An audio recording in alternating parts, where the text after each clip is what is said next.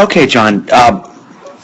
One thing early on in your swing that as you're working this summer and you're engaged in, that deliberate practice, you're taking control reps, being very process-based. There's no outcome in mind. Certainly playing in a game, don't think about this stuff, but as you're working dry reps on your own and as you're, hitting on your own, hitting with us, I wanted to point out one thing, and I've got Delino DeShields next to you just as a sample. I don't have anybody that has your exact style, but that was a newer one that I had.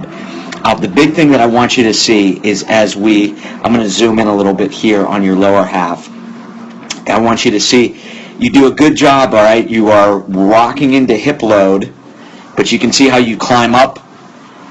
You get a little bit of just an up-down action. So we're going to rock into hip load, and if we could just get going forward versus that upward motion, because that throws off our timing in terms of, you can see how right as we're getting down with our toe, we're just starting to swing just a little bit. And you can tell from there that we're going to have a little bit of a direction being more around the ball, and you're going to see your head come up just a little bit because we're not able to generate the great stretch between our lower half and upper half. As you can see, your hands are just starting to come forward as your foot's coming down. It's, by no means are we off by a lot, right? This is something that we're very fine-tuning as we look at this at 120 frames a second. So we rock into hip load, but there's our climb up, which throws off our sequence and ends up producing more of an around. You can see how if you just watch your head relative to the pitcher's mound that's on the poster behind you, you can see even on a pitch that's down, we came up a little bit and we came around a little bit, and at impact you can see how your front knee isn't firmed out. See how it's firming out afterwards, right? I know there's some guys like Anthony Rizzo that hit with a bent front knee, but they're stabilized off a bent front knee. We haven't locked out yet. Just why did I put a major leaguer up here? Just again, watching your stride, rock into hip load, but as we're rocking into hip load, we get that climb. And then that climb throws off our direction and our timing as our front foot hits. DeShields Jr., he's got more of just a lean back into hip load, but you can see how he doesn't climb. He gets into the ground and nothing has happened.